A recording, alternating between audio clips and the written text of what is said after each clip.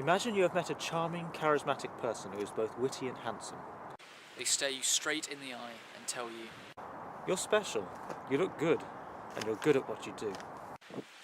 they seem to know just what you like. To understand your innermost thoughts and needs. You experience one of those rare moments of euphoria that makes life worth living. You feel like you've discovered a soulmate and a deep intimacy. You are drawn to this person, and before you know it, you're in a powerful, personal bond. With a psychopath.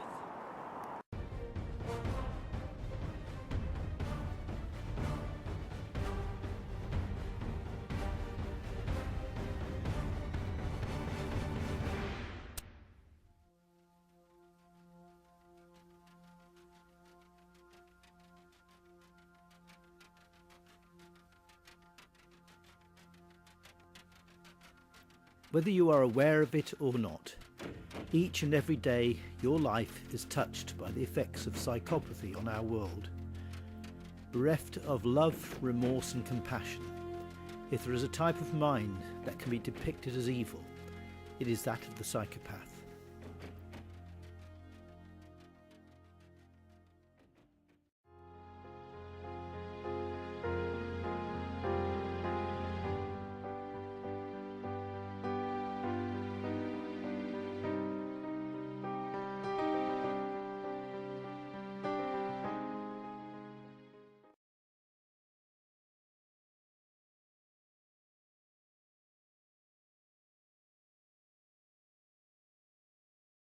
In Vancouver, the person who has contributed most to helping everyone get a better handle on psychopathy is Robert Hare.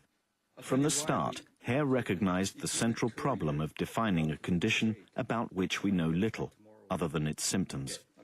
If you're going to deal with a particular condition, called psychopathy in this case, or schizophrenia or any other condition, you've got to make sure that you can record and measure these particular disorders reliably and validly.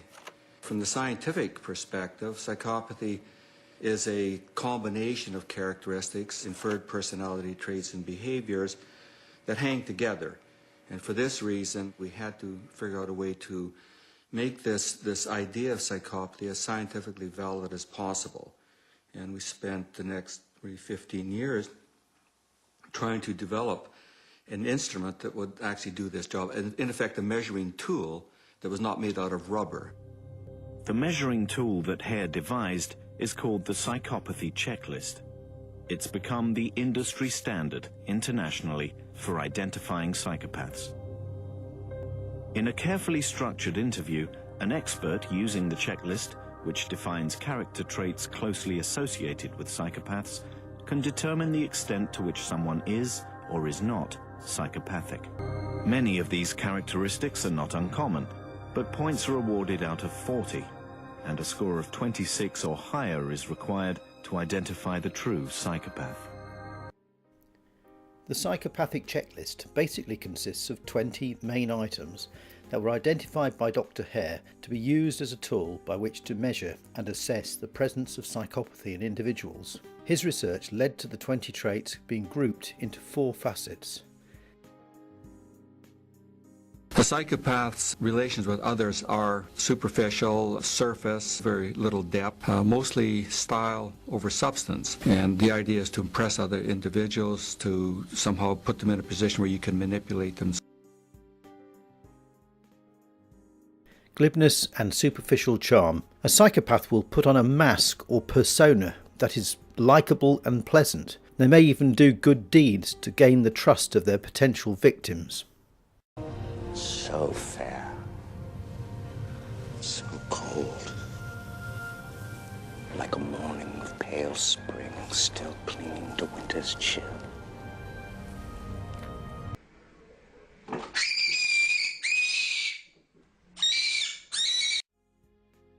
Grandiose sense of self-worth. They often believe they are smarter or more powerful than they actually are. They will tend to have an exaggeratedly high self-esteem. They may portray a sense of entitlement, feeling that they are entitled to certain things as their right, and they can be intensely egotistical and narcissistic. I don't consider consider anyone else's feelings. I go the extra mile to get what I want when I want it. I love looking at myself in the mirror. You should be fucking ashamed of yourself. You're fucking scum. You are fucking scum. Fucking rape apologist, incest supporting, woman hating, fucking scum. Fucking scum. Yeah, just another. I just want to listen to someone else's opinion. I'm not even on a side here. I just listen to as many people as I can. You know what though? Why would you pay money to fucking support a fucking rape apologist if you weren't fucking one? I never heard him say anything that... Pathological lying. They have no problem lying coolly and easily, and it's almost impossible for them to be truthful on a consistent basis. They can create and get caught up in a complex belief about their own powers and abilities. Psychopaths can be extremely convincing and are even able to pass lie detector tests. All humans have lied at one time or another, so we all know it involves dishonesty with the intent to deceive another person. A normal lie is usually premeditated, told for external, social, financial, or career-based gain. But pathological lying, which is also known as mythomania and as pseudologia fantastica, is different. Unlike a normal lie, a pathological lie is often impulsive and unplanned. Even more importantly, this type of deception seems to be told with no external benefit in mind. Psychopaths can be manipulative and cunning. They never recognise the rights of others and see their self-serving behaviours as permissible. They are the ultimate hypocrite. They appear to be charming, yet are covertly hostile and domineering, seeing their victim as merely an instrument to be used. Depending on the style of psychopath, there can often be a tendency to dominate and humiliate their victims. They will guilt, force, or use any means to get others to do things that they would not normally do. My lord, Gandalf the Grey is coming. He's a herald of woe. He's not welcome. Why should I welcome you, Gandalf Stormcrow? A just question, my liege.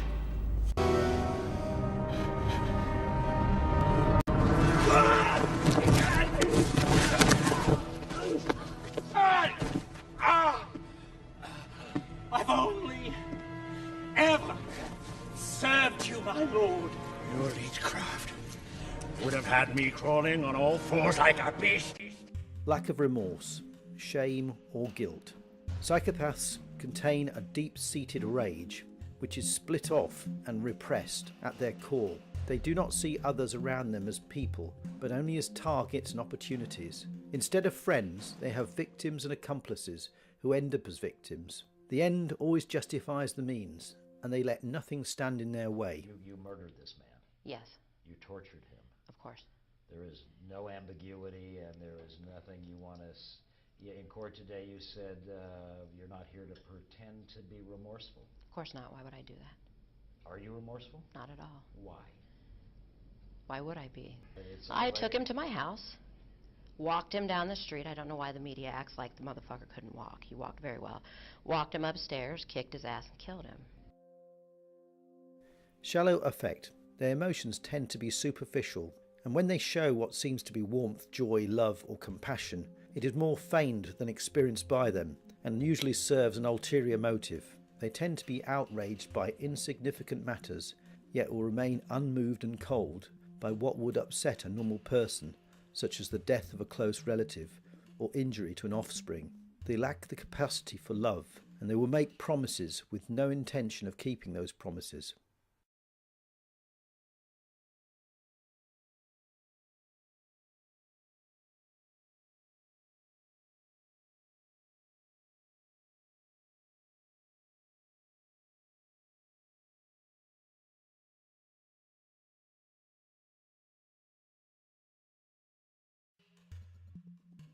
Callousness or lack of empathy. Psychopaths are unable to empathise with the pain of their victims, having only contempt for others' feelings of distress and readily taking advantage of them.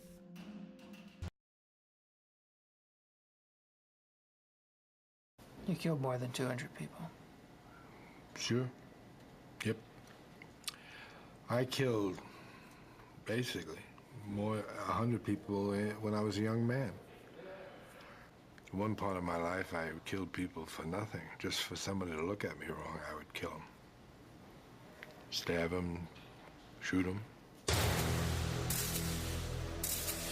You tended to shoot people up close and personal. Definitely. I wanted to tell them just before they left. I wanted to say goodbye.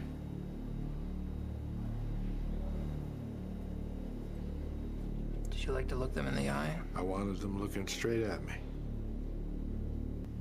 What did you want them to think as they died? Just see my pretty face. I take it to them. But the last thing they ever saw was me. And if they carry that glimpse to eternity, infinity, or whatever it is, they're gonna be thinking of me all that time.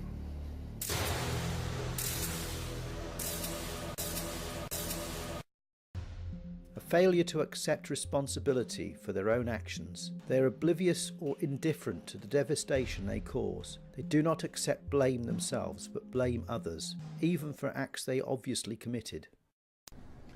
Did you, I have to ask you this, did you kill Travis Alexander? Absolutely not. No, I had no part in it. So you had nothing to do with Travis Alexander's death, is that what Nothing to do with it. But investigators were able to recover photographs from a digital camera that told a different story. That camera was found in the washing machine of this house where Travis lived and died. On it, police found 2 sets of images they say were time-stamped June 4th, 2008, 5 days before Travis's body was discovered. The first set shows Jody and Travis naked together. The second set, taken hours later, shows Travis taking a shower. And then, according to the Mesa Police Forensics Lab, there's a photo taken just moments after the shower pictures. That image shows Travis on the ground with blood running down his back. In addition to the photos, police also say a bloody palm print found at the scene belongs to Jodi Arias. She acknowledges the physical evidence against her is damaging. Well, there's a lot of forensics suggesting that I was, in his house. And, I need to be honest, and the evidence is very compelling. But none of it proves that I committed a murder. None of it proves that I committed a crime. Less than 2 weeks after her first jailhouse interview, Jodi changed her story about Travis's death. She told Inside Edition that she was there when he was killed, but 2 other people were to blame for Travis's death. I witnessed Travis being attacked by 2 other individuals. Who? I don't know who they were. I couldn't pick them out in a police lineup. So what happened? They came into his home and attacked us both. In July 2010, Jodi Arias changed her story yet again when she filed documents asserting a justification defense. Arias claims Travis attacked her when she dropped his camera, and she acted in self-defense. She says it wasn't the first time Travis had been violent with her, and that he sexually and physically abused her during their relationship. No jury is going to convict me. Why not? Because I'm innocent, and you can mark my words on that one. No jury will convict me. Lifestyle. Psychopaths have a need for stimulation and living on the edge. They are unable to be still and engage in quiet reflection. They are prone to boredom, which can lead to them engaging in petty and unnecessary conflicts.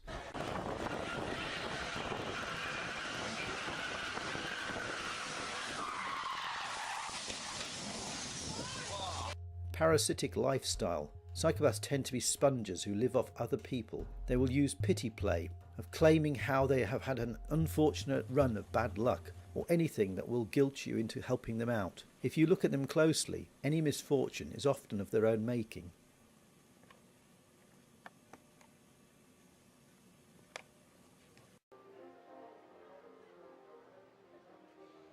You alone?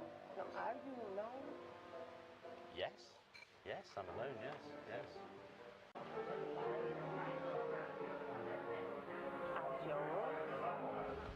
Could this be the Black Widow scam the undercover cop told me about? Young women prey on older men, get them back to their room, drug them and rob them. Cheers. Cheers.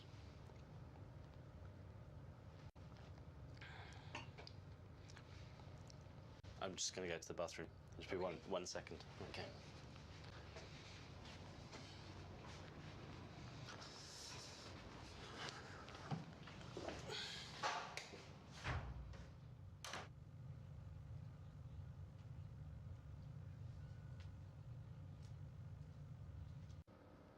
And what happens if I drink this? What? What happens if I drink this? Nothing. Yeah? So you don't mind we swap? No. Cheers. Really? Yes.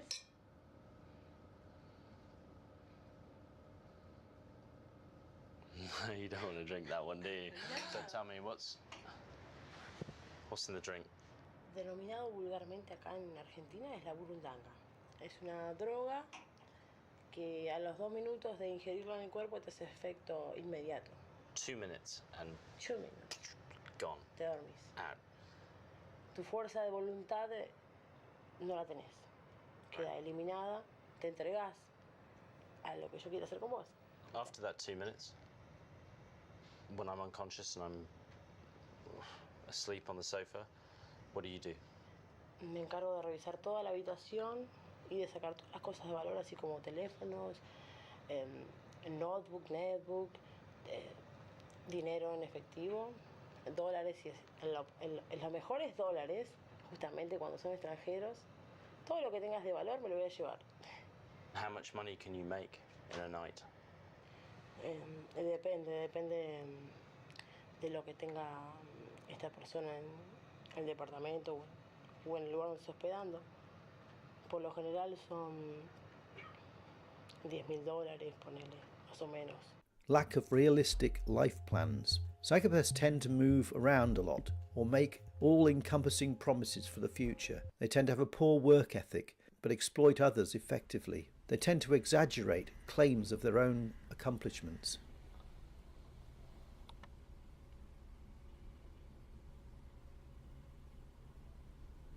Impulsiveness. Psychopaths tend to live for the moment, and they may engage in petty theft or dangerous dares. Stop it! No! No!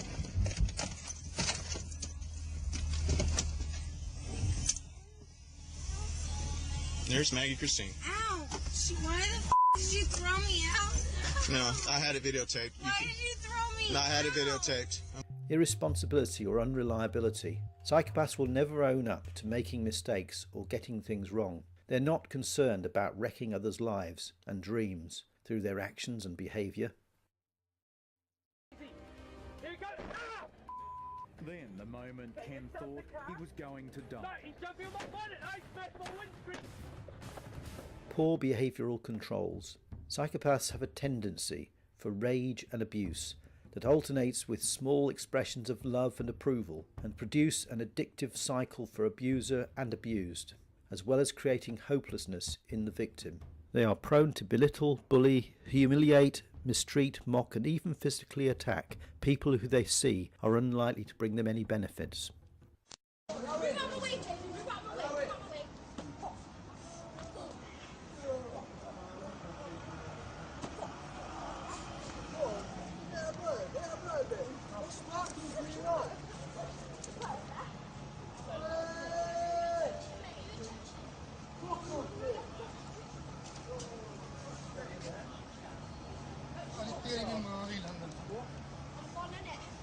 You don't touch my fucking technique!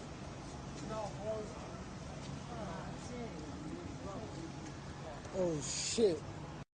Early behavioural problems. Usually a psychopath has a history of behavioural and academic difficulties and has tended to get by conning others. I used to tie 2 cats' tails together. I drove over a clothesline and watched them rip each other apart. But the thing about the children with these callous traits at extremes is that it's done deliberately hurting the younger baby in the family or doing cruel acts to pets. Pamela and Kermit Jordan were shot first in their bed by 17-year-old Gabriel Adams. They were stabbed, then they struggled. And Jacob finally finished the job when he grabbed his stepdad's .357. Juvenile delinquency. There's often a tendency towards drug abuse and gambling addiction. Their behaviour may also be marked by torturing animals as a child. Serious? You like it? No. Why? This will be something that you can beat up and you don't have to worry about scratches or anything, and then you can get a job. Yeah, but it's a piece of crap. And It is. It runs really, really good. But it's safer than any sports car you could buy, though. It's safer than any sports car. Yeah, but I'll look like a retard driving it. No, you won't. Oh my god. You guys like making me look like a freaking retard in front of all my friends. Quit acting like... Get away from me! Oh my god. Dude, what are you doing with that? Tell Jack to put the camera I would away. put that away. You better put that away. I just paid $200 for that truck. No. Do not touch the truck. Oh my god. You better not. I'm not really a freaking... Hey! Oh my god. Stop! No! Get away! Stop it! Full fucking bitch. Man, this is totally ridiculous. You guys like making me look like a freaking poor kid in front of all my friends. Oh my god. All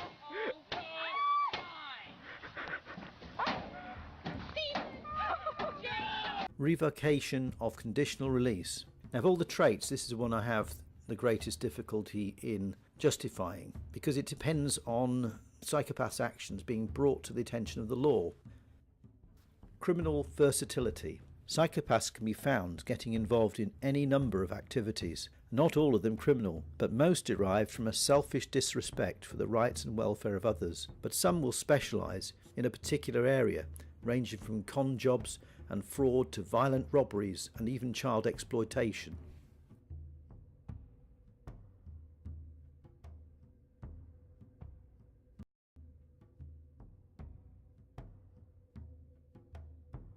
Promiscuous sexual behaviour or infidelity. Psychopaths will tend to involve themselves in promiscuous behaviour, which may include sexual abuse, rape and sexual acting out of all sorts. They'll have no qualms about switching which sex or gender to have sex with, so they may get involved in heterosexual or homosexual activities. There's a true silence in our culture when it comes to talking about female sexuality, and most young female sexuality. I really used sex and my ability to get male attention as a way to try to control them and also my own life. This is what I wait for every night, a face hovering close above mine, his breathing fast and out of control, him wanting me, all mine. He kisses my neck, my collarbone, so sweet I can almost believe he loves me. Many short-term marital relationships. Psychopaths will often have a string of relationships in their wake, leaving broken homes and broken promises and harmed children. They do tend to also have a problem in making and keeping friends.